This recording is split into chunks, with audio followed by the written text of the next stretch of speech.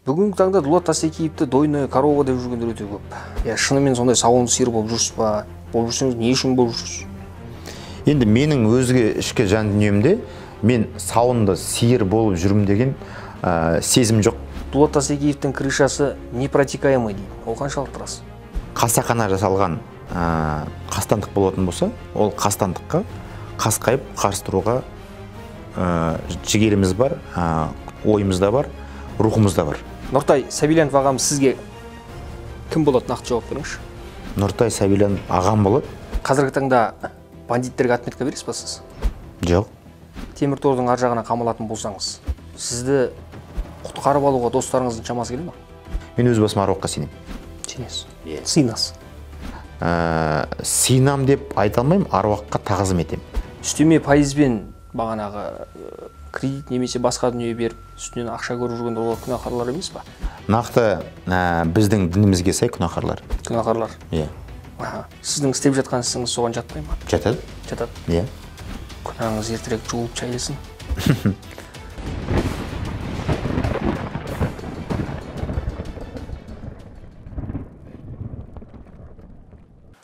Армысыздар.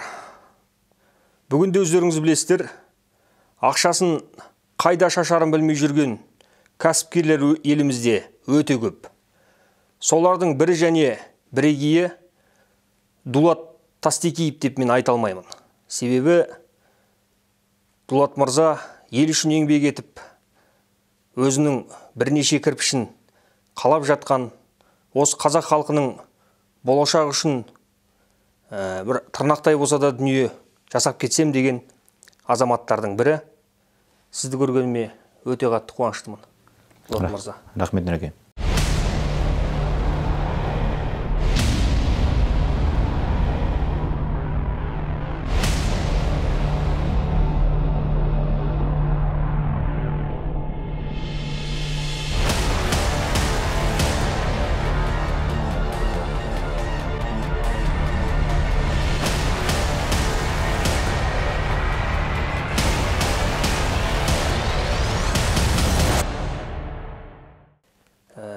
Маған негізі көпшілігі сұхбат бергісі келеді, бірақ қорқақтайды.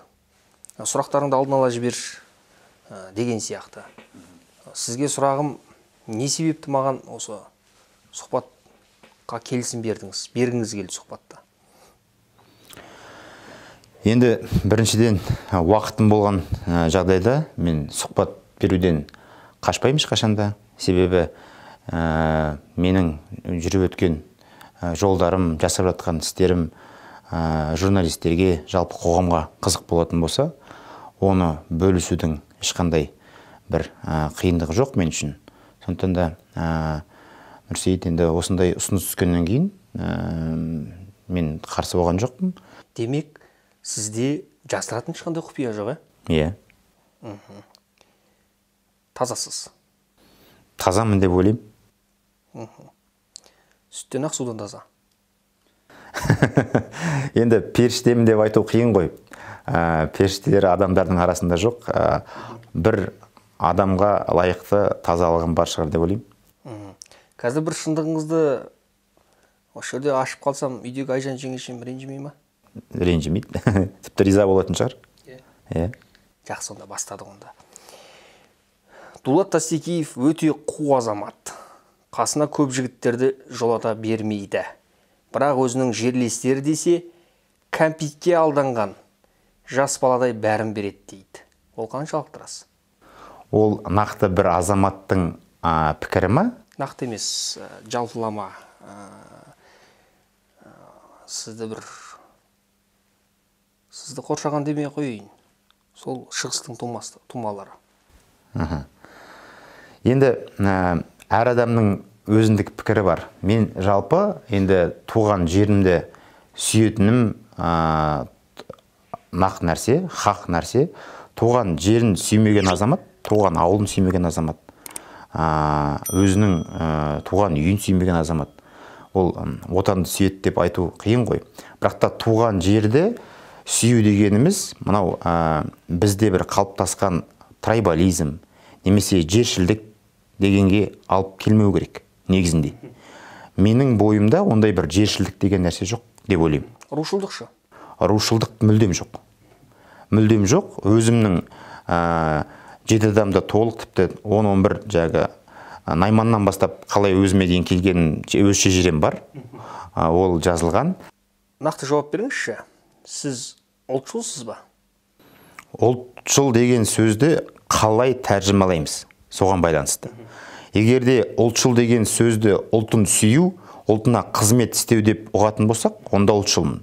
Ал ұлтшыл деген, егерде мысалы үшін шовинизм тарапынан қарайтын болсақ, өз ұлтынан басқа халықты жек көру деген мағынада қарайтын болсақ, ұлтшыл емеспін. Жоқ, оны орыстардың енгізгені ғой. Мен ұлтшыл деп бағана сіз бірінші түсіндіргеніңіз бойынша айтып отырмын. Олай болса ұлтшылмын, иә. Ұлтшылсыз, иә. Өте керемет, дұрыс. Сіз бір сұхбатыңызда үлкен банк құрсам деп қалдыңыз. Иә? Иә. Неге банк? Бұл банк деген сөз жалпы қазіргі таңда өзінің өзектілігін жоғалтып бара жатыр. Ол, мысалы үшін, осыдан 5-6 жыл бұрын айтылған сөздер болса керек. Қазіргі таңдағы біздің қызметіміздің, қаржылық қызметіміздің Қазақстан аумағындағы негізгі мақсаты еліміздің қаржы нарығының басты ойыншысына айналу, оны өзгерту, халыққа жақын ету. Осы мақсатта өзіміздің мынау Қазақстанның аумағында біз негізгі мақсат етіп қойғанбыз. Ал егерде одан жоғары мақсатты қарайтын болсақ, жоғары инновациялы, қаржылық компанияға айналып, жаһандық бәсекелестікке төтеп беру. Яғни қазіргі таңда біз Ресейде де бармыз. Негізгі мынау биылғы корона кризис немесе COVID-19 пандемия болмаған жағдайда біз тағы да бірнеше мемлекетке шығып үлгеруші едік. Қазақстанның банктарының дамуына өзімнің үлесімді қосам деп отырсыз ғой, қаржы жүйесінің дамуына. Керемет. Марғұлан Сейсенбаев ағамыздың бір сөзі осы жерде еске түседі. Мен әлі күнге дейін өкінемін, тұмсығымды сұқпайтын жерге сұққаным үшін дейді. Жалпы сол банк саласына қызмет еткен үшін, басқарған үшін. Сізде солай әттең-ай деп қалатын сәттеріңіз болмай ма ертең? Нұрсейіт, мынандай, бұл сұрақ мені көп мазалаған. Әлі де енді толыққанды 100% жауабын өзіме бере алған жоқпын, бірақ та енді дінімізге алып келсек, бұл нәрсе тыйым салынған дүние. Соған қарамастан қазіргі таңда енді біз бала күнімізде социалистік, коммунистік жүйені көрдік. Оған қарсы тұрған өмір бойы арпалысқан капиталистік жүйе бар. Капиталистік жүйе болсын, социалистік жүйе болсын. Кез келген жүйенің экономикасы бар. Экономикасы бар болғаннан кейін қаржы жүйесі болу керек. Тіпті исламдық банктер бар, қаржы жүйесі бар. Егерде қаржы жүйесі өмір сүрудің бір бөлшегі болмайтын болса, ол исламдық қаржы жүйесі де болмаушы еді.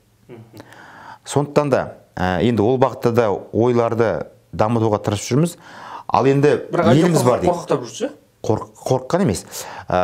Мысал үшін еліміз бар, жеріміз бар, ұлан-байтақ, қаншама қазба байлықтарымыз, табиғи байлықтарымыз бар. Бұның барлығы үлкен дәулет, үлкен экономика. Бұның ары қарай дамуына қаржы жүйесі болмаса, мүмкін емес. Айырбас. Ал енді осы қаржы жүйесін дамытам деген өзіміздің елдің азаматтары болмаса, бөтен адамның біздің елге, біздің елде бар жүйеге жаны ашима деген сұрақты мен өзім қойдым. Қазаққа қазақтан басқа ешкім жаны ашымайды. Қазақ бай қуатты болу керек. Ол үшін не істеу керекпіз? Әрине, төрттілікті көбейту парызымыз. Бүгінде қомағай атты мынадай жем-шөп турағыш құрылғы ойлап табылды. Тек қана жем-шөп қана емес, жүгерінің собығымен турайды. Құрметті ауылдағы ағайын, сіздер үшін таптырмас дүние. Бағасы өте қолжетімді. Асығыңыздар.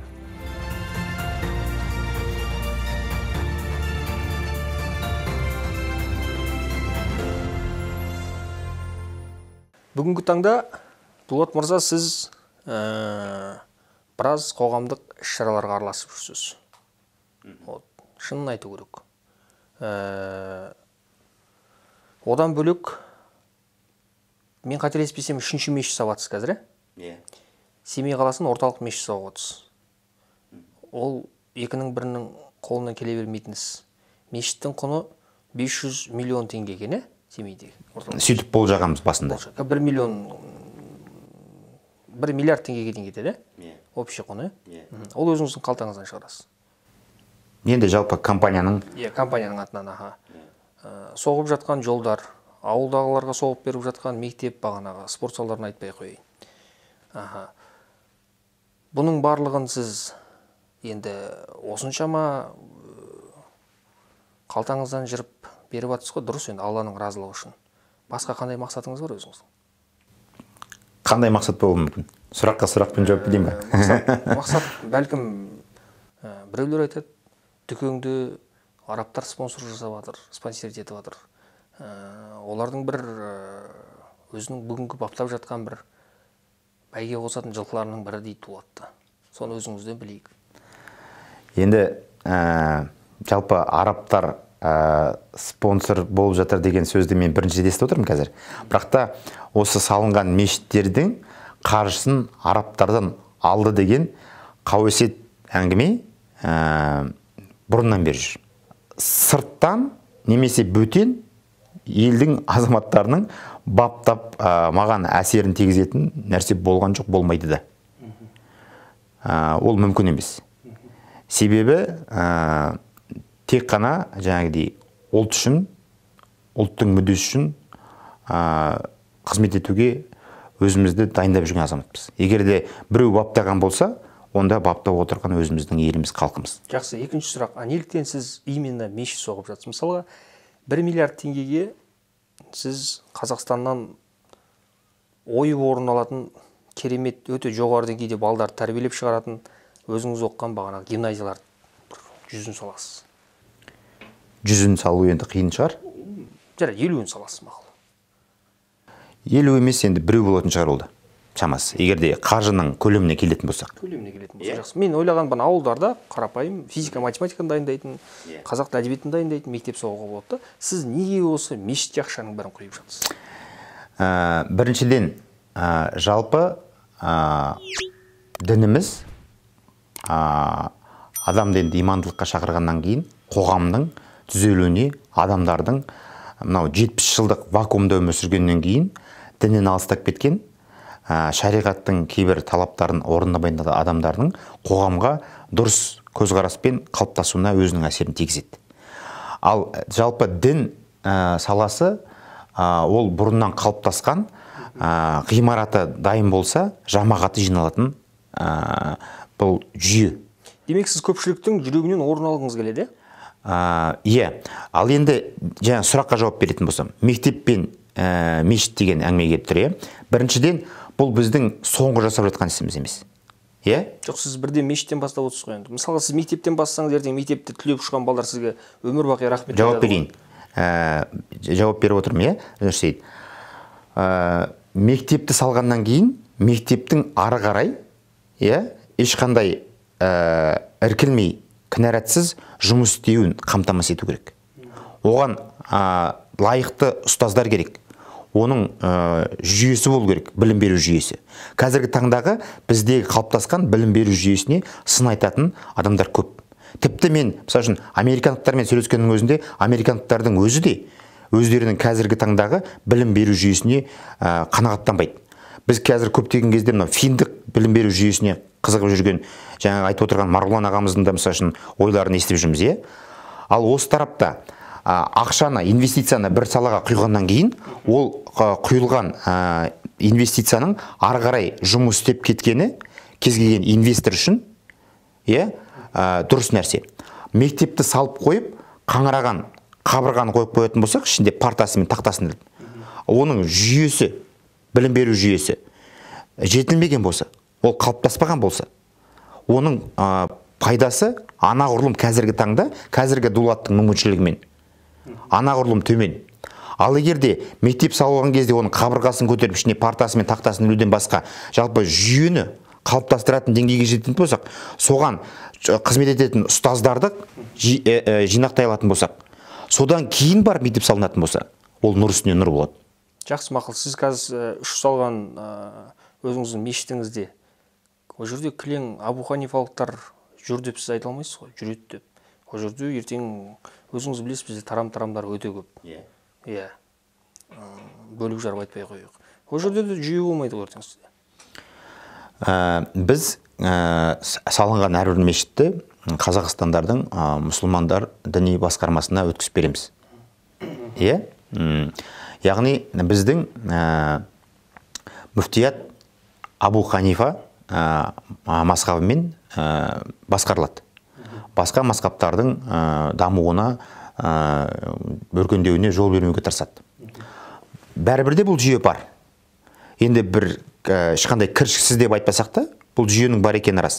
Ал енді нақты біздің салынған мешіттерді алып қарайтын болсақ, мен көзімді жұмып тұрып, 90% Абу Ханифа мазхабы екеніне сөз бере аламын. Себебі жалпы сол біздің шығыс Тарбағатай өңірінде Құдайға шүкір басқа мазхабтардың етек жаюы көп емес. Керемет. Сізге мен бағана сұрақ қойдым. Мешіт соғудағы мақсатыңыз халықтың жүрегінен орын алу ма дедім. Сіз иә деп жауап бердіңіз. Енді мынаған келейікші. Халықтың жүрегінен орын алыңыз, алып та жүрген азаматсыз ғой. Түпкі мақсатыңыз не? Түпкі мақсат халыққа қызмет ету. Халыққа бәрі қызмет етеді. Бірақ ол жерде де қызмет етудің де ар жағында бір өзіндік бір саңылау тұрады ғой. Саңлау дегенде сонда анық ашып айтатын болсақ, сонда билікке ұмтылып жүру деген сөз бе? Енді ол бәлкім сіз шынымен өзің билік дегенге билікке бара жатсыз ба? Жоқ, билік деген нәрсе, мысалы үшін, бұрынғы, мысалы үшін, қоғамның даму формацияларын алып қарайтын болсақ, қазіргі таңдағы билікпен, мысалы үшін, осыдан 30 жыл бұрынғы биліктің арасында үлкен айырмашылық бар. Шыны керек, мысалы үшін, біз мектеп бітірген жылдары, мектеп бітірген 100 оқушыдан кім болғың келеді деп сұрайтын болсақ, мемлекеттік қызметкер болғым келеді деп айтады. Неге? Себебі мемлекеттік қызметкер болсаң, сен қолында билік болады, билік болғаннан кейін сен жемқорлық арқылы байисың деген түсінік болған. Қазіргі таңдағы студенттер, оқушылардан сұрайтын болсақ, олардың 100% мемлекеттік қызметке барам деп айтпайды. Көбі кәсіпкер болғысы келеді, көбі жұлдыз болғысы келеді, көбі әнші болғысы келеді. Сіздің мақсатыңыз? Менің мақсатым осы бизнесті дамыту арқылы халықпен етене араласып, халыққа қызмет ету. Дұрыс, билікке барыңыз, өзіңіз өркендеңіз, оған ешқандай сіздер барсаңыздар біз қуанамыз. Енді сұхбат болғаннан мен сізден сұрап алайын. Көздеген ойыңыз өзіңіздің парламентке бар ма? Парламентке бару деген ой менде мүлдем жоқ. Сүйреп апарса, қол аяғым сол жерге байлап қойса, шешіп қашып кетер едім. Себебі ол жерге отырғаннан кейін барлық уақытыңды сол бағытқа жұмсау керек. Парламентте болу керексің, каникулдан басқа уақытта. Ал менің қазіргі уақыттағы қолымнан келетін... Нұрлан Әлімжаннан қай жеріңіз кем? Мен кем деп отырған жоқпын. Мен неге басқа жұмысты істеп, басқа тараптан экономикаға, халқыма пайдамды тигізетін кезде мен заң шығару саласында отыруым керек. Маған ол қызық емес. Жақсы. Ал сіз қазір мәслихат депутаты болайын деп жатыр дейсіз. Сіз қаншалық тұрасыз? Ол сөздің шындығы бар.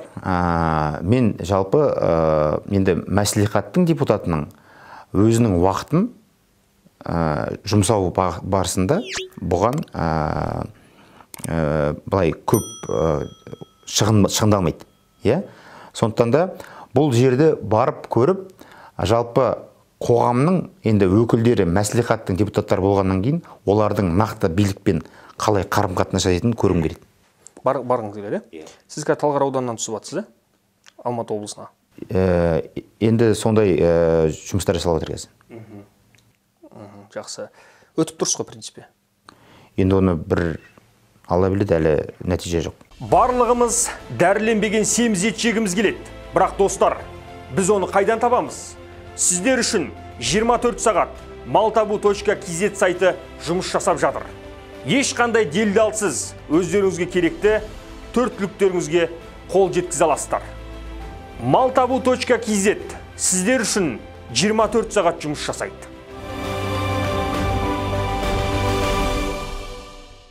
Демек, Алматы облысы болашақ Дулат Тастекеев мырзаны таныстырғанда Алматы облысы мәслихат депутаты деп таныстыруымызға болады. Енді Құдай бұйыртса деп айтайық онда. Сізге бұйыртсын. Сіздің ана маңдайыңыз өте ашық қой. Көздегі мақсат армандарыңыз бәріне жететініңізге кәміл сенеміз. Рахмет. Құтты болсын. Дұрыс. Мынандай сізге сұрағым. Қазақстан бойынша тас клубтың тас кредитті білмейтін адамдар жоқ енді. 30-ға жуық филиалдарыңыз бар, 30 филиал бар. 30 филиал бар. Мен сіздің ескертіп қойын, ақшаңыз санап жатқан жоқпын. Күніне әр филиалға кем дегенде 10 автокөлік әкеп тіркеледі екен, қояды екен. Енді филиалдың көлеміне байланысты. Көлеміне байланысты. Мысалға, 10 сөзде күніне 300 автокөлік.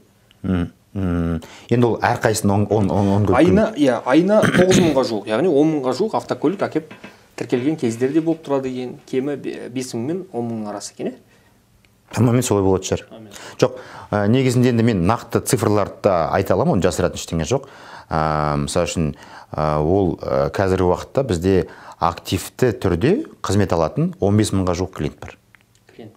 Ал енді айлық амплитудасы, мысалы үшін жаңадан келгендер, ол 9.000 деген жоқ, бір 4.000-ның маңында болады. Хорошо, мақұл, 4.000 деп алайық.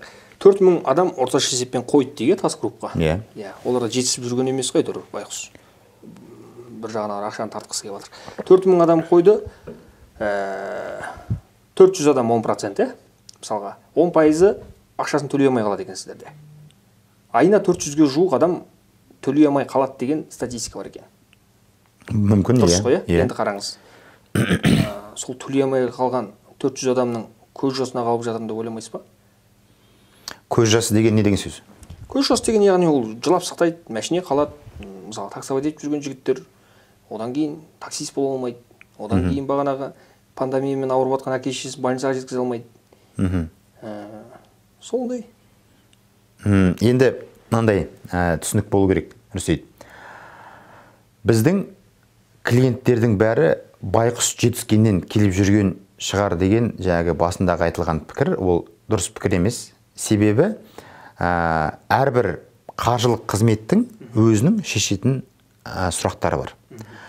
Өкінішке орай, кейбір адамдар сол мысалы үшін уақытша қаржылық тапшылықты шешу үшін жасалатын бұл қызметті басқа тұрғыда қолданады. Сол кезде қиналып қалады. Жоқ, бір жетісіп жүрген адам апармайды ғой автокөлігін, мойындаңызшы өзіңіз. Неге жетісіп жүрген адам апармайды, Нұрсейіт? Мысалы үшін кәсіпкермін, мен кәсіпкермін, менің мысалы үшін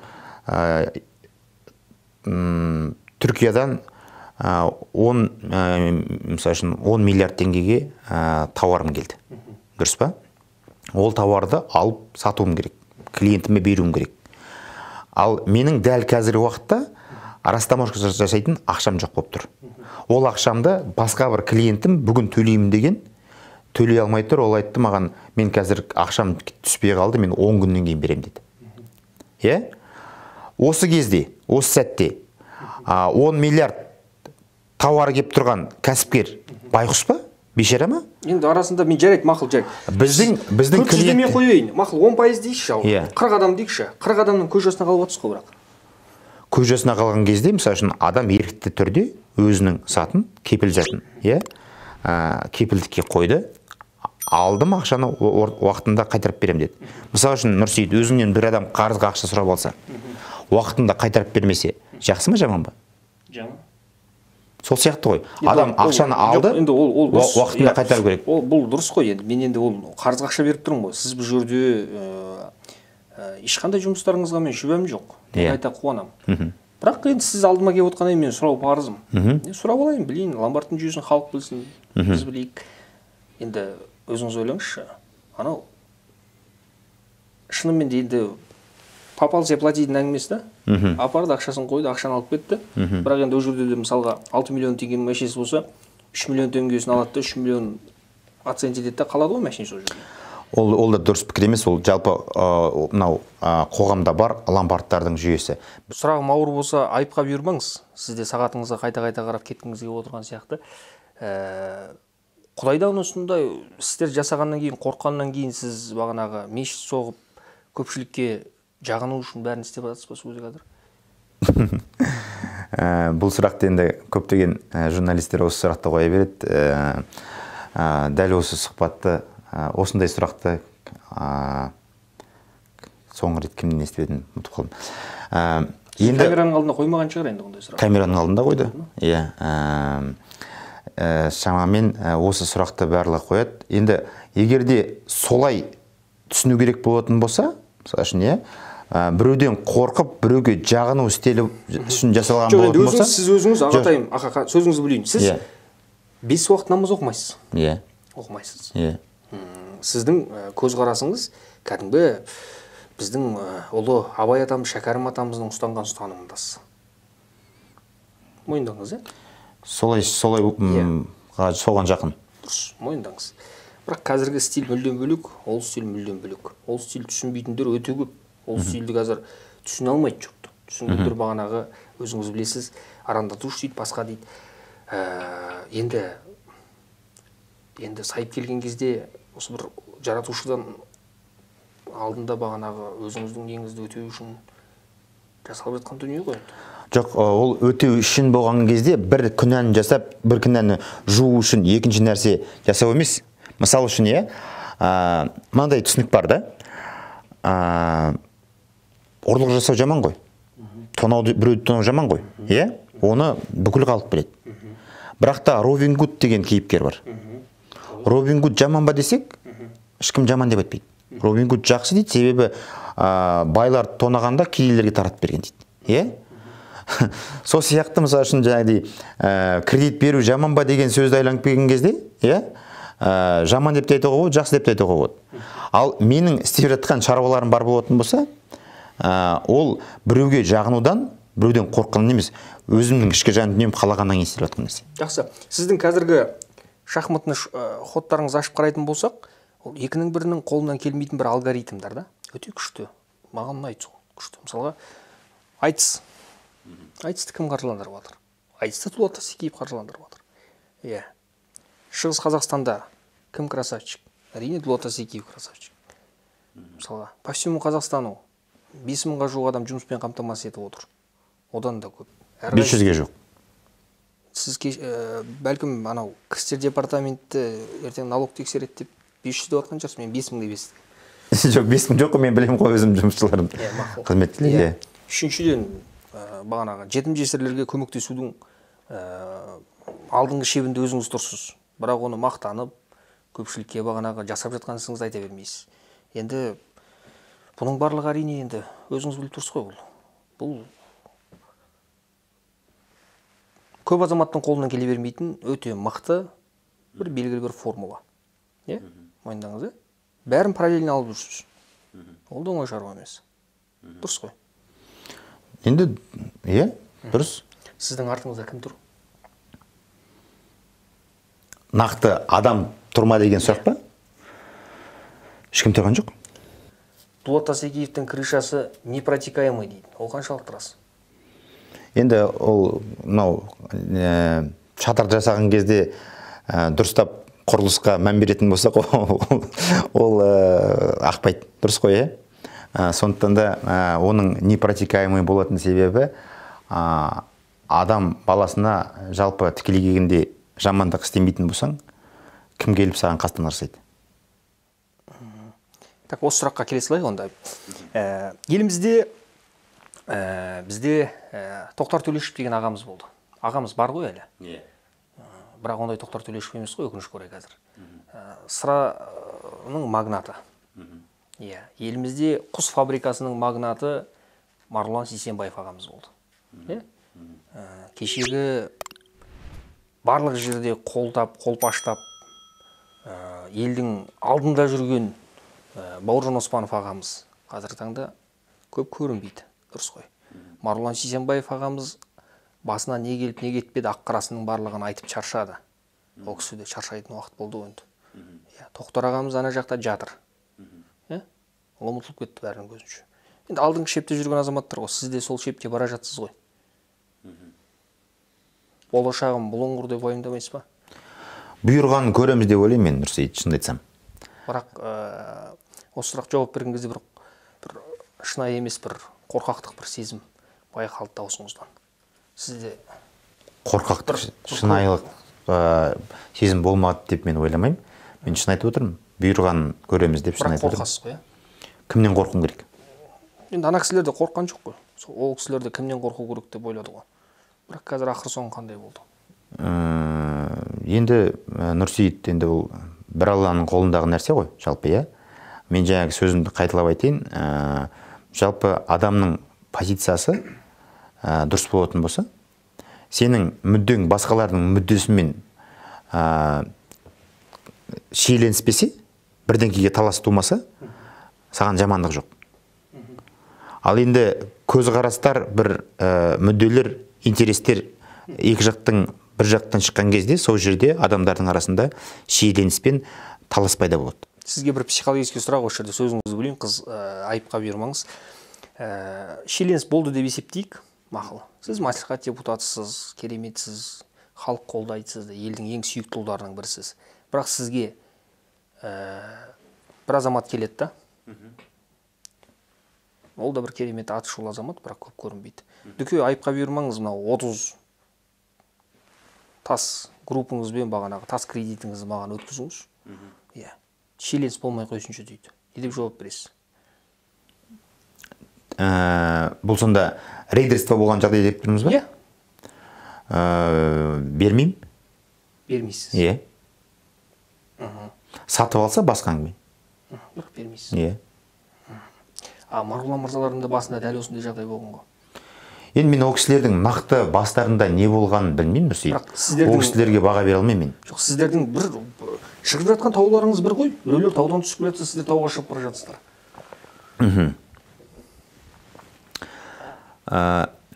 Егер де сырттан келіп, қасақана жасалған қастандық болатын болса, ол қастандыққа қасқайып қарсы тұруға жігеріміз бар, ойымыз да бар, рухымыз да бар.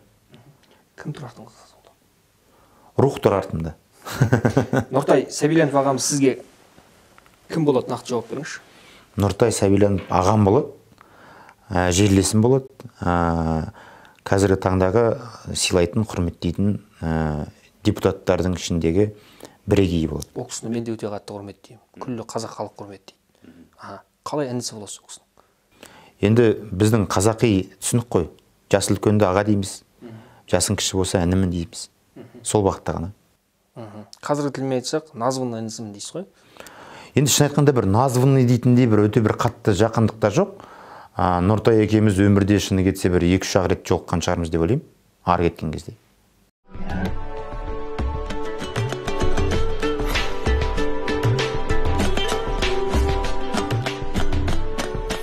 Бүгінде еш жасыратыны жоқ, ер азаматтардың тең жартысы простатит ауруына шалдыққан.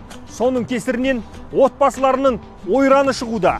Бүгінде сала мамандарының арнайы көмегіне жүгініп, біз мынадай сиқырлы көрпешені жарыққа шығардық. Егер сіздер бұны алып қолданатын болсаңыздар, жайдақ атқа отырып, құр уақытты жоғалтпайсыздар. Себебі барлық дүние бұның ішінде қамтылған. Достар, түнгі аламанның алды болыңыздар. Ұятқа қалмайық.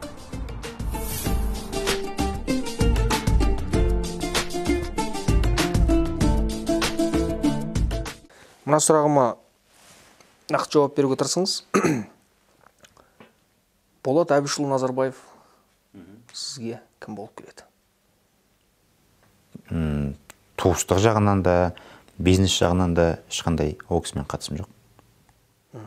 Қанша мәрте бірге отырып шай іштіңіздер? Дастарханда отырғанымыз бар шығар, бірақ та арнайы бір отырып шай ішкен жоқ сол кісімен. Арнайы ондай жоқ. Не? Шай ішіңіз келе ме? Не үшін шай ішу керек?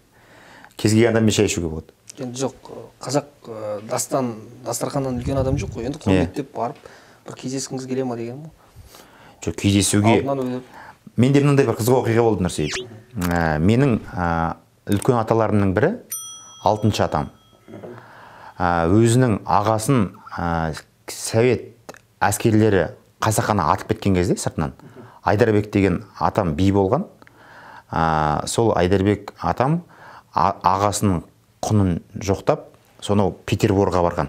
Ақпатшаның алдына кіріп, ағасының құнын даулаған. Сіздің әскеріңіз менің ағамды атты деп. Сол кезде, енді ол кезде Ақпатша деп айтамыз, Ақпатша атамыздың дауын шешіп беріп, ағасының құнын төлеткен. Біздің аумақты 5 жылға алым-салықтан босатқан.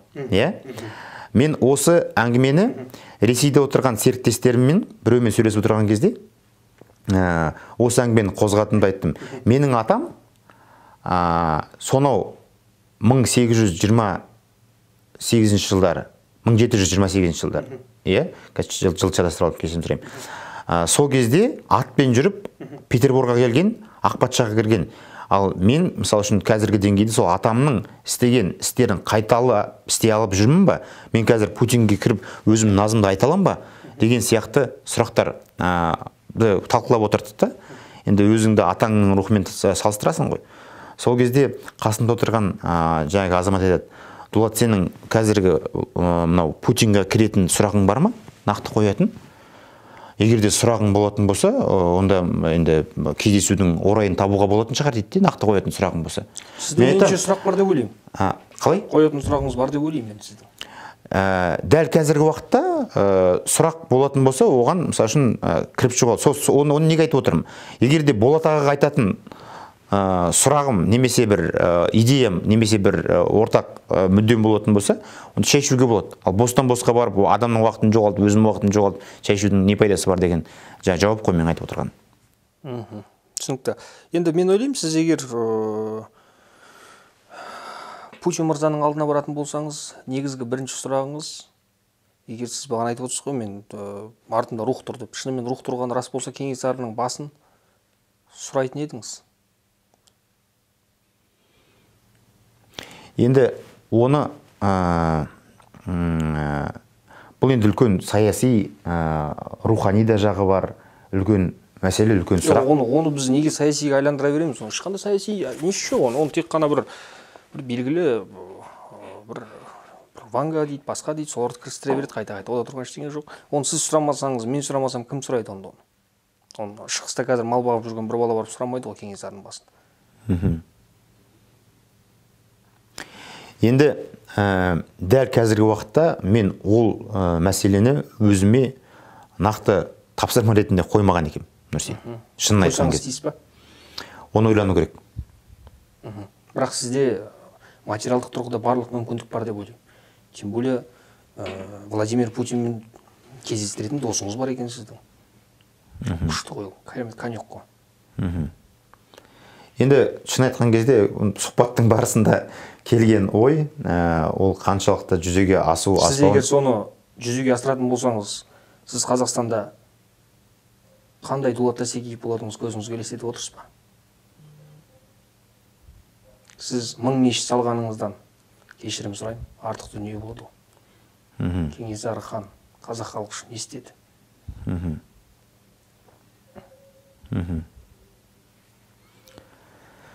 Ойланатын жағдай, Нұрсейіт. Бірақ маған жігіттер айтты, дүкең бірдеңені ойланса аяғына дейін жеткізеді дейді. Сондай бір қасиетіңіз бар екен қанмен келген. Сондықтан іске сәт. Сізге мынандай сұрақ, бағана сіз айттыңыз ғой. Мен өліспей беріспеймін, аяғына дейін барам дедіңіз, рейдерсі бірдеңе болып жатса. Қазіргі таңда бандиттерге отметка бересіз ба сіз? Жоқ. Бермейсіз. Жақсы. Көзіңізге елестетіңізші бір сәтке. Құдайдың өзі сақтасын, ағайын туысқандарыңызбен қарғап сілемесін, бұл жалпы сұрақ. Сіз темір тордың ар жағына қамалатын болсаңыз, бәрі мүмкін. Сізді құтқарып алуға достарыңыздың шамасы келе ме? Достың, мысалы үшін біз көптеген жағдайда, достықты бір міндеттікпен байланыстырамыз. Бала кезден қалыптасқан дүние, егерде досы көп жау алмайды дегенді біз тікелей түрде түсінеміз де. Досым болса, біреулермен төбелесіп қалсам, екеу болсақ, үшеу болсақ, біз жеңіп кетеміз. Күшіміз көп. Деген енді бала кезден қалыптасқан психология ғой. Жаңағы сұрақ өте қызық сұрақ, мысалы үшін, ол темір тордың артына бару үшін бір белгілі себеп болу керек. Сол себептің ол Құдай өзі сақтасын, ол әрбір қазақтың баласының ойланатын дүниесі. Ешкім басам деп сиырдың боғын баспайды ғой. Мандай ол сұраққа былай жауап берейін, Нұрсейіт. Егер де соған жақын ситуациялар болатын болса, мен үшін жан ұшырып жүретін достарым бар екен рас. Үш досыңыз атап беріңізші маған, кімдер? Аты керек па сонда? Аты керек. Нұржан, Асып, Ержан, Ғалым. Олар жалпы тасада жүрген бизнесмендер, Бизнесмендері бар, мемлекеттік қызметте жүрген әртүрлі саладағы азаматтар. Мен ойлаймын, Сырымтау деп, Сәкен Майғазиев деп айтамын деп. Енді ол дос деген сөздің мағынасын түсіну керек қой. Мен жалпы мысалы үшін ағылшын тілін үйреніп жүргенім, енді өмір бойы үйреніп жүрміз ғой. Сол кезде ағылшын тіліндегі friend деген сөз, дос деген сөз, Мысалы үшін Нұрсейіт Жылқышыбай кім деп сұраса менен, мен ағылшын тілінде жауап беретін болсам, he is my friend деп айтсалам. Ол мен досым деп. Оларда таныс деген сөздің acquaintance деген мағынасы бар, бірақ та ол мағынаны қолданбайды. Таныс адамның бәрін my friend дейді, мысалы үшін, Сол сияқты, мысалы, өнердегі азаматтармен де араласам мен, бірақ енді оны араластықтың әлі күнге дейін былай керемет достыққа ұласқанын айта алмайын. Өте керемет жауап. Мен қанағаттандым, рахмет сізге. Мынандай сұрақ. Бұрындары қауқарлары болып тұрған кезде Амангелді Ермегияев. Білесіз ғой? Өмірзақ Сәрсенов. Осы кісілерде Жүрсін ағамыз, Жүрсін Ерман ағамыз. Айтысқа спонсор болды. Айтыстың атын шығарды. Бүгінгі таңда ол кісілердің не істеп жүргенін былай көпшілік білетін шығар, мен білмейді екенмін. Айтыстың атын шығарды онда кісілер. Сіз де солай уақытша пайдаланып кетуі мүмкін бе? Мені сонда айтыс пайдалана ма, кім пайдаланып кетеді? Жоқ, Жүрсін ағамыз. Жүрсін ағамыз, қазіргі таңдағы қазақтың айтысының қаранары. Мен ол кісіні солай айтайым. Ол кісіні өзім жалпы адам ретінде қатты сыйлаймын, құрметтеймін. Себебі қаншама уақыттан бері араласпыз. Қандай адамдық қасиеттер бар екен көріп жүрмін. Сол адамдық қасиеттер болғаннан кейін сыйлаймын. Ал егер де сіз айтпақшы болжам, гипотеза ғой. Дулат Тастекеевті Жүрсін Ерман қолданып кете ма, немесе айтыс қолданып кете ма деп. Қолдана берсін. Сол менің қолданғанның арқасында егер де айтыстың қадамы тағы да бір алдыға қарай жылжып, қазақ халқының айтысқа деген сүйіспеншілігі артатын болса, мен сол жолда құрбан болуға дайынмын. Бір айтысты ұйымдастыруға шамамен қанша қаражат кетеді? Ол енді өтетін жеріне байланысты. Алматыда өтті Республика сарайында. Республика сарайында толыққанды мен толық айтысты ұйымдастырып көрген жоқпын. Республика сарайының өзінің жаңағы алатын арендасы бар. Мен егер қателеспесем 2 миллион шамасында ғой деймін, 2 миллион шамасында. Бірақ мендегі ақпарат бойынша Дулат мырза әр айтысты ұйымдастыруға 20 миллионға жуық қаражат бөледі екен дейді. Ол қалай істейді? Бірақ 10 миллион бар, Әртүрлі жағдай, мен мысалы үшін толыққанды айтысты ұйымдастыру ішіне қатысып бай, ол жақта қаншама адам бар ғой. Айтыскер ақындардың тізімі бар, оларды жаңағыдай шақыру бар, ұйымдастыру, жатқызу, орналастыру, жүлдесі бар, ынталандыру болды, арған өздерің шаруасы. Қанша бөлесіз бір бөлгенде? Әр кезде әртүрлі Нұрсейіт. Средний. Ең көбі мысалы үшін жаңағы айтқандай 20 миллион болған шығар. Ол жаңағы барлық жүлдесі мен деген сияқты, Ал енді көп жерде толыққанды 100% менің демеуші болған кезім болған жоқ. Біраз адамдарға жем болып келемін деп, өзіңізді кейде бір сондай бір өкініш ойлар болмай ма? Біраз адам деген қандай адам? Өзіңіз сезіп отыр ғой. Шын айтсам, сұрақ анық емес Нұрсейіт. Енді мысалға енді 15 мың долларға картина алдыңыз, сатып, әлде 15 миллион теңгеге ма? Картина? Қай жерде? Так, нақты қай жер екенін білмеймін. Так, мендегі ақпарат бойынша 15 миллион теңгеге сіз картина сатып алыпсыз. Енді ол да жем болу ғой. Жоқ, ол картина емес, ол мысалы үшін анау аттың мүсіні болатын. Сол енді аттың мүсіні 15 миллион шамасында болды. Ол аукционда болған нәрсе. Ол аукционның өткізілу барысы, сол аукционда жиналған ақшаның барлығы жарымжан балалардың еміне жұмсалатын болды. Бірақ сатып алдыңыз соны 15 миллионға. Жем болып жүрінде ойламайсыз демек, Енді болсақ болған шығармыз, бірақ та мәселе мен өзімді мынау былай ғой, Нұрсейіт, адамның ішіндегі жалпы мынау қайырымдылық жасау, басқа нәрселер осындай беру, қолдың ашылуы адамның ішіндегі мынау қызғаныш сезімін азайтады, өлтіреді. Біреуге жем болып жүрмін деген адам, ол яғни ішіндегі қызғанышын жеңе алмай жүрген адам. Берген нәрсені бердің, болды, ұмыттың. Ұмыту керек. Әрине. Просто естіп жүрген енді құлақта айып жоқ қой. Мүмкін ертең астындағы ютубтағы мен пікірлерге назар аудара бермеймін. Бәлкім Дулат Тастекеев өте керемет азамат қып Нұрсейітті бейшара қып көрсететін шығар. Ол өздерінің еркі. Мен бастысы осы білгім келіп жатыр да. Бүгінгі таңда Дулат Тастекеевті дойная корова деп жүргендер өте көп. Соған байланысты қойылған сұрақ еді ғой. Шынымен сондай сауын сиыр болып жүрсіз ба? Болып жүрсеңіз, не үшін болып жүрсіз? Енді менің өзге ішкі жан дүниемде мен сауынды сиыр болып жүрмін деген сезім жоқ, Нұрсейіт.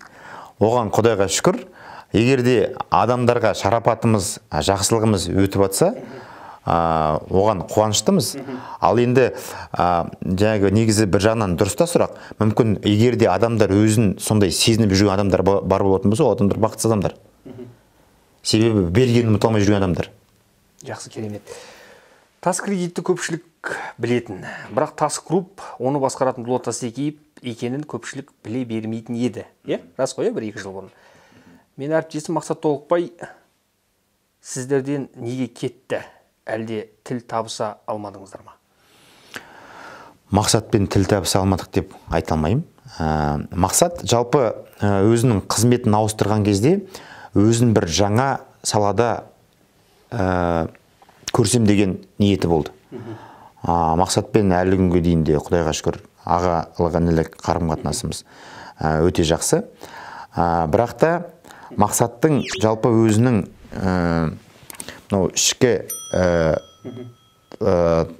ынтасы, ішкі жалпы құлшынып істейтін ісі сол журналистика бағытында. Мақсатқа өткір сауалдар қою керек. Әртүрлі тұлғаларға, Мақсатқа эфир керек, Мақсатқа студия керек. Ол оны түсініп маған айтты, жалпы ойымызда, басқамызда бір, ал енді мен ана жаққа бармасам, мен өзімді құлазып сезініп қалатындай кездерім болады. Екі жақ мәмілеге келіп кетіп отыр. Жақсы. Көптеген спорт шаралары болсын, айтыста әсіресе атыңыз бағанақ, сіз енді демеуші болып жүресіз қой енді. Айтыс пен спортта демеуші көп деп жалпы есептемейсіз бе өзіңіз?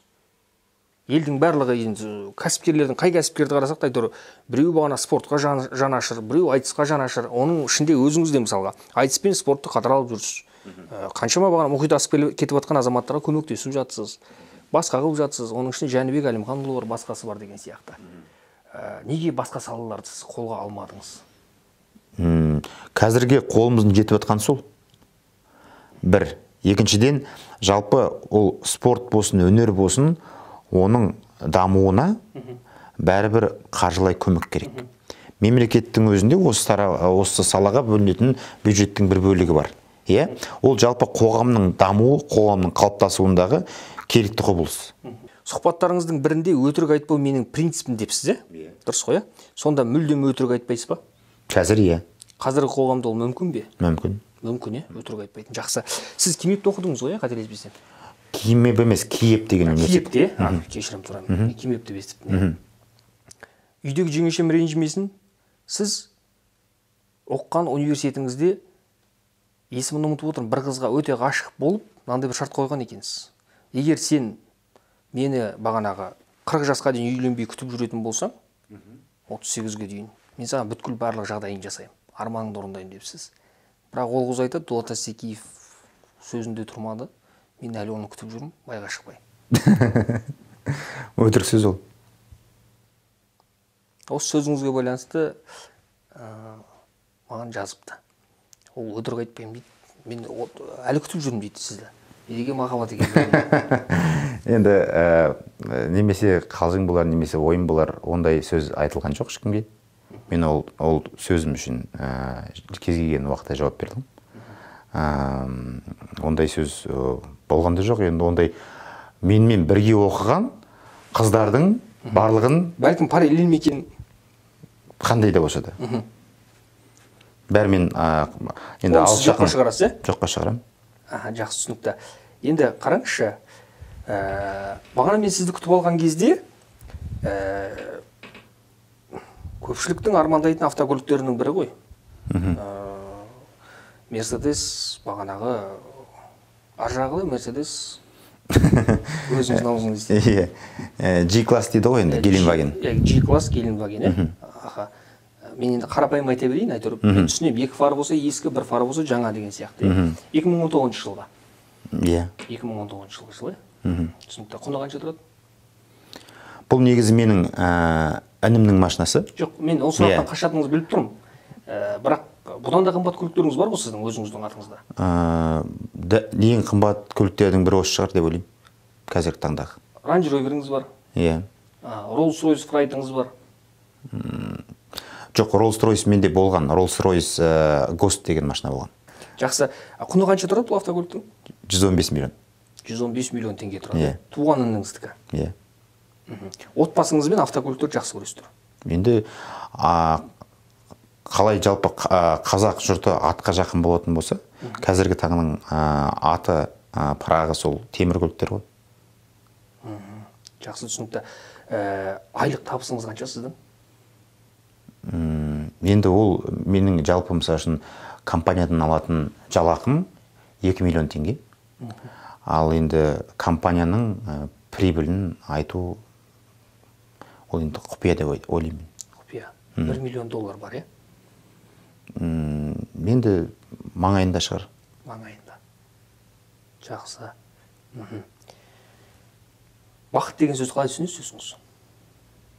Бақыт деген сөзді әр адамның өзінің өмірінің кезеңінде әртүрлі түсінеді. Жалпы өзін-өзі жеңіл, емін-еркін сезіну, адамның өзіне-өзі риза болуы, өзін жақсы көретін, өзінің жақсы көретін адамдардың маңайында болуы, өзінің қалаған ісімен айналысуы, өзінің істеген ісінен ләззат алуы, істеген ісінің өзіне ұнауы. Енді осының бәрі бақыттың. Бақытсыз азаматтарға қараған кезде қандай күйде боласыз?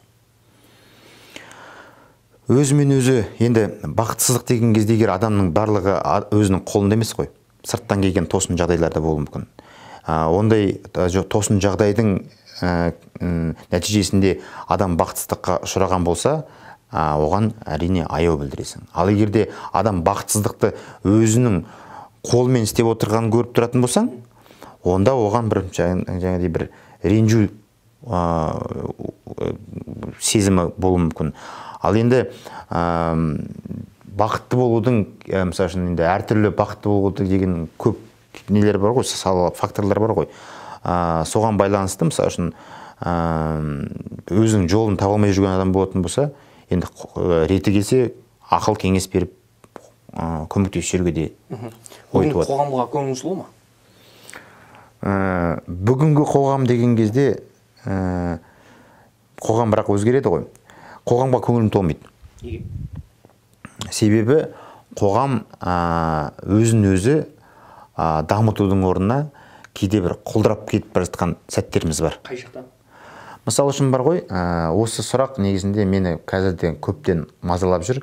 Мысалы үшін басында сөздің басында айттық қой, капиталистік жүйе, коммунистік, социалистік жүйе деп, бұл екі жүйеде өзін-өзі жеп, мүжіп, өлтіріп мысалы коммунистік жүйе күйреп кетті. Қытайда капиталистік пен коммунизмнің араласқан бір түрі бар.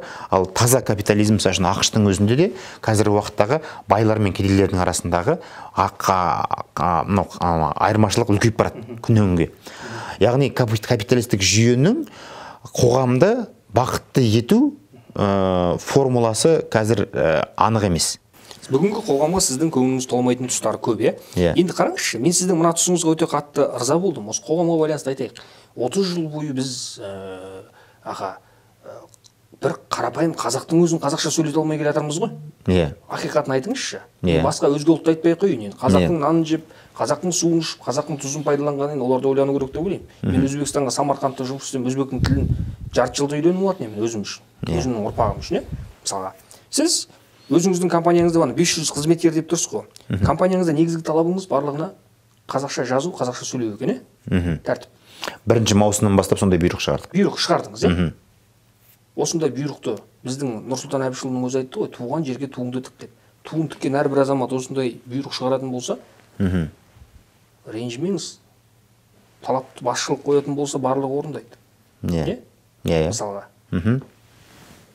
Енді сұрақ мынандай сізге. Неге осы біздің сонда рухани тұрғыда жұтаң болып кетуіміздің себебі? Біреуге пайда ма, әлде біреуге солай керек болып тұр ма? Ол енді біреудің нәтижесін біреудің істеген ісінің себебі деп қарастыруға да болмайды. Мысалы сияқты билікте отырғандар осында бұйрық шығаратын болса, бір аптаның ішінде бұйрық орындалады. Оны өзіңіз жақсы білесіз. Жақсы білгенде тек қана бұйрықпен бұл нәрсе істелетін болса, мен де бұйрық шығардым. Бірақ та бұйрықты шығара салып қарап отыруға болмайды. Бұйрықтың жүзеге асуына біз қазақ тілді курстар, жиналыстардың бәрін қазақша өткізіп, қазақ тілге адамның қызығушылығын таныту үшін кәдімгідей қазақ тілінің комиссиясын құрдық. Жарыстар ұйымдастырамыз. Енді мен мысалы үшін келсем, яғни бір мүдделі адам керек. Бұны жүзеге асыратын. Мүдделі адамдар бар ғой бізде, отыр ғой. Енді бар болса жасалсын. Менің ешқандай қатысым жоқ, Мен өзім істеген. Неге жасамайды деген сұрақ сізден, өзіңізден бір Қазақстанның азаматы ретінде сұрақ тұр білемін. Неге жасамайды деген, неге жасағылар келмейді немесе? Нұрсейіт, мысалы үшін, егер де мен су ішкім келсе, су іздеймін. Міне суды, мына жерде қазір алдымда тұр, суды алып ішем. Мен егер де қазақтың тілін дамытқым келетін болса, сол қазақтың тілін дамыту үшін қолымнан өзімнің не келетіндігін жасаймын. Бұл мен себебі мүдделімін. Мен су ішуға мүдделімін, мен қазақ тілін дамытуға мүдделімін. Өзімнің қолымнан келетін барлық нәрсені. Егер де бар мүдделі адам бар, неге жасамайды деген, онда мүддесіз ол адам. Онда егер де жасалмайтын болса. Қазақ тілге деген сұраныс өте жоғары деңгейде. Қарапайым банктарда барып алайықшы. Мен банкқа барып, мен қазақ тілде сөйлесем, әп-әдемі қыз тұрады, мың бұралған ана жердеші. Көрсең, фамилияңды ұмытып қаласың. На русском объясните, пожалуйста, дейді болды. Бірақ сөз болды. Мен қазақша егер айтатын болсам, сен ұлтшылсың дейді. Маған қазақша жауап беріңіз десем, міне. Сен нацистсің дейді. Енді осы дүниені қайтып құтыламыз енді.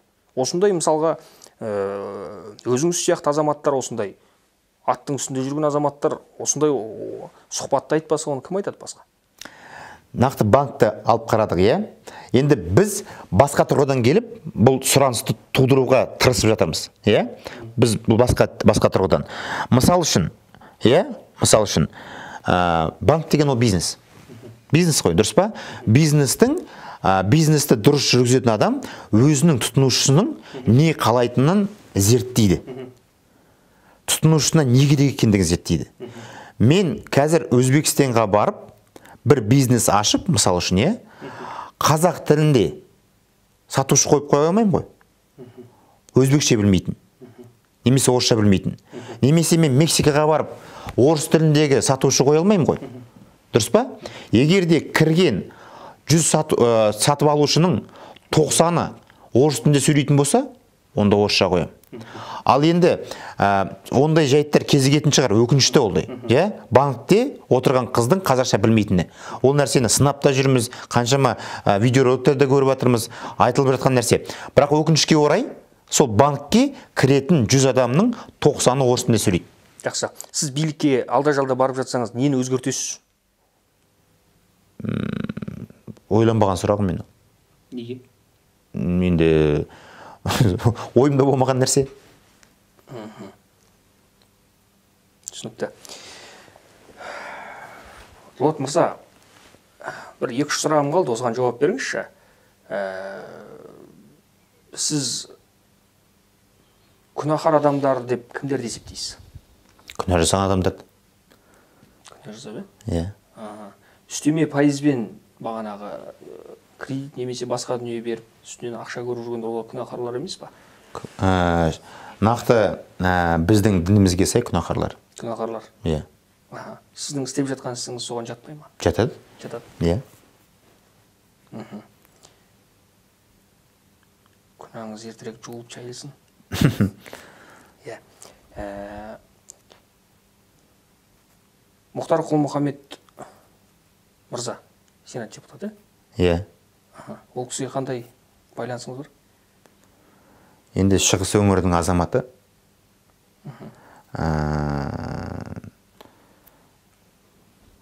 Ақыл әнділі араласасыздар. Енді Мұхтар ағаның өзімен бір қатты араласпаймын. Мен Мұхтар ағаның інісімен жақсы араласамын. Туған ісімен. Иә. Бай болған қалай екен? Енді жалпы бұл деген ресурс қой. Иә. Мысал үшін жалпы бізде қоғамда 70 жыл кеңес үкіметі тұрған кезде бай деген сөзді, байлық деген сөзді идеология арқылы қоғамға негативті түсінік ретінде берді. Бай деген жаман, бай деген сұмырай, бай деген халықты қанаушы ретінде түсіндірді. Себебі кеңестік дәуірдің идеологиясы солай болды. Демек, бай болған жақсы деп отырсыз ғой, иә? Жақсы, мысалға, үйдегі жеңешем былтыр алған шубасының құны қанша тұрады? Былтыр шуба алған жоқпыз ғой деймін, жамасы. Былтыр нар жылғандыңыз былтыр. Бір көлемде шубасы бар ғой. Шын айтсам есімде жоқ. Мүрсейді. 35 мың доллар дейді. Оны кім біліпті? Мен білмейтін нәрсе. Жеңгемен инстаграмға салып тұрса қалай біз білмейміз. Ол да өтірік нәрсе деп ойлаймын. Жеңгем айтады, байдың әйелі болған қандай күшті, міне Дулат мырза 35 мың долларға, 35 миллион емес айтар, 1000 доллар. Доллар естіген несі олар. Ондай посты жоқ па деп ойлаймын. Жоқ, бар, сіз қателесесіз. Иә? Оны мен де мүмкін онда салса. Өшіртпеңіз, халық көрсін. Көрсін. Жақсы. Жақсы. Әр қазақтың арманы Есентай молға қарама-қарсы тұру. Қалай екен? Жақсы, әдемі. Жақсы ма? Иә. Жері қосыздық, иә? Екі үйді бірден соғыпсыз. Ақпараттар жақсы.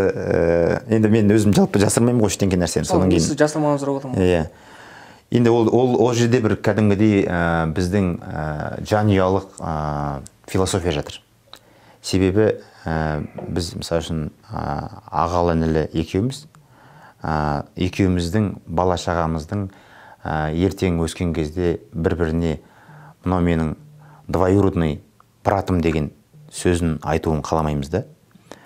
Атасы мен әжесі бір үйдің баласы ретінде біз ағайындымыз деп айтудың нүктесі болсын деген оймен екі үйдің әке-шешемізбен бірге тұруын қалағанбыз. 5 гектар жерде? 5 гектар емес. Неше? 1 гектар? 1 гектардан аз. 1 гектардан асады, е? Аз. Түсінікті. Енді шынайы болсыншы. Шынайы қатты жақсы көресің, мен де жақсы көрем. Бір үйдің құны қанша? Фундамент енді менің иығымнан асады екен. 1.60 болса болды. Мен шын айтсам, дәл қазіргі уақытта сол сандары есімде жоқ. Елбасымен жүздесу бұйырса сізге. Жүздесуіңіз келеді ғой? Негізі бар ғой, осыдан біраз жылдар бұрын сондай бір өзіме ой келді. Ал бірақта қазір соны ойлап жүрмін. Мен қазір ол кісіге барған кезде, дәл қазір сәтте нақты не ұсыныс, не уәж айтам деп. Бұл кісіге қазір уәж айтудың керек емес меніңше. Иә. Уәжді кісіге айтпау керек, ол кісінің өмір жасы ұзақ болсын. Әмин. Батасының өзі жетіп жатыр ғой. Ол жағынан толықтай келісем. Ойымызда болмады батасын барып алу. Енді ол бағытта бір жүгірген жоқпын, шыны керек болсын. Ол бағытта талпынған жоқпын. Жақсы, мақұл. Нұрсұлтан Әбішұлына сіз осы қыркүйек айында барады дейік. Қандай сыйлық апаратын едіңіз? Енді адамның көңілі ғой. Сіздің ал келген сыйлығыңыздан дүкеңнің кім екенін байқауға болады. Енді мен шын айтқан кезде бір бағалы сыйлық апарып, сол арқылы бір эмоция немесе менің сол сыйлық арқылы менің кім екенімді көрсеткім келмейді, шын айтсам. Бірақ енді адам көңілін білесіз ғой, кез келген адам болмай. Мен егер де шын айтатын болсам, егер де ол кісімен барып жолығатын болсам, мен сыйлықсыз барар едім. Неге? Ол кісіге сыйлықтың қандай қажеті бар? Енді мынау шығыстың бір Пантагрины деген сияқты бір көңілі қонды. Енді шығыстың Пантагрины дегенде ол кісі де жетіп жатқан шығар деп ойлаймын. Мен білетімше ол кісі уақыт болса жылына бір-екі рет барып демалатынын да білеміз. Ол жаңағы Қатонқарағай болсын, басқа жақтар болсын. Сондықтан да болмайтын бір сыйлықпен бір көңіл жасағанша, егер де ондай мүмкіндік болатын болса, бір толыққанды ойлы толғаммен сөйлесудің сәт түссе, оның сыйлықтан әлдеқайда дәрежесі жоғары болады. Керемет.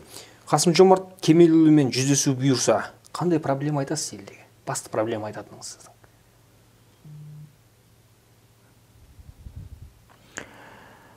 Енді ол проблемалар негізінде көп. Оның бәрін қазір мысалы үшін енді қай салада болса да бізде дұрыс жұмыс жасалмай жатқан сәттер бар. Ал енді оны біз сырттай сипатын ғана көріп жатырмыз. Ал ол бәлкім көп нәрсе ол кісінің құлағына жетпейді шығар енді. Кәсіпкер ретінде не айтқыңыз келеді?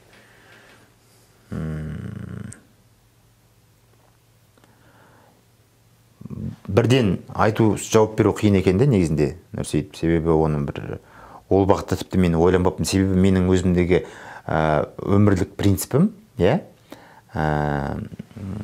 Мысалы үшін өмірлік принципім өзінің қолынан келе ма? Соны істей. Бәлкім осы жерде сөзіңізді бөлейін. Сіз Кенесары Қасымұлының басын мен алып келсем деген бұған әбден ойландыңыз. Өтінішті оқысып айтпайтын ба едіңіз?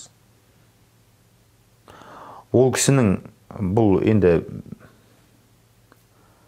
қызық сұрақ, ойландыратын сұрақ, ол енді бір жағынан тосында сұрақ қой негізінде.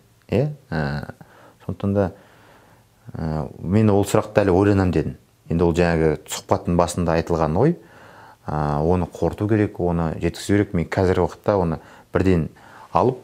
Жоқ, бірақ сіз түптің түбінде алып білетініңіз көз жанарыңызда тұр ғой. Бұйыртып жатса, енді ойланып бұл сұраққа жүйелі түрде келу керек. Жаңағыдай дақпырт үшін немесе бір пиар үшін осындай ой деп айта салып, ертең жүйесі қалатын болса, шыны керек біз қазақ аруаққа сенетін халықпыз ғой. Ондай нәрсені айтуға, ондай нәрсені істеуге сол Кенесары бабамыздың аруағынан да қорқу керек. Мына сұраққа жауап беріңізші. Бүгінгі таңда көптеген діншілдер әруаққа табыну, әруаққа сыйыну ол бағанағы ширих дейді. Шериф емес. Америкада полицияны шериф дейді. Ширих дейді аға. Әруақ деген мүлдем жоқ, өлген адам өлді, кетті. Енді біздің елімізге мұсылман діні сол 7-8 ғасырларда келіп жетті ғой. Оғанға дейін де біздің ұстанған әртүрлі басқа діндеріміз бар. Жалпы кез келген дін бір ұлтқа келіп кіргеннен кейін ол таза түрінде сап алтындай қалып қалуы мүмкін емес. Сол жергілікті елдің белгілі бір дәстүрлеріне, салттарына араласады. Соған байланысты, мысалы үшін, біздің Қазақстанның өзінде де, мысалы үшін, жерлеу рәсімінің өзі әр өңірде әр түрлі. Ал енді мен, мысалы үшін, қазақ ретінде, енді болмысымыз осы ұлттың төңірегінде болғаннан кейін, мен өз басым аруаққа сенемін. сенесіз. Иә. Сыйынасыз. Сыйынам деп айта алмаймын, аруаққа тағзым етем. Тағзым етесіз. Сыйыну деген... Демек, тағзым еткен дұрыс қой, иә? Менің субъективті пікірімде дұрыс. Дұрыс. Иә. Жақсы. Өмір жасыңыз ұзақ болсын, аман болыңыз. Басыңызға қойылатын тасқа не деп жаздыратын едіңіз? Ертең басқа да сіздің артыңызда еретін. Бұл сұраққа мен негізінде дайынмын, иә. Дайын болған себебім, мен енді оқитын кітаптарымның арасында, егер қателеспесем, монах, который продал свой Феррари дема, осындай бір момент бар. Кез келген адам өмірде өзінің максимумын алу үшін қазіргі күнде өзі өлгеннен кейін ол туралы елдер не деп айтады, не жазады деген сұрақты ойланып, қазірден бастап анау надгробный тастың ішінде не болатынын жазып қойыңдар дейді. Сол кезде адам өзінің ішкі потенциалын бәрі ол сөздермен телефонда жазылып тұр. Ол бірнеше сөздер, бірнеше әріп сипатын білдіреді. Енді жақсы адам болған, егер қысқа қайыратын болсақ, халқына да, туған туысқанына да, достарына да, жұбайына да, бала шағасына да қолынан келген барлық жақсылық жасаған адам деген сөз қысқартатын болсақ.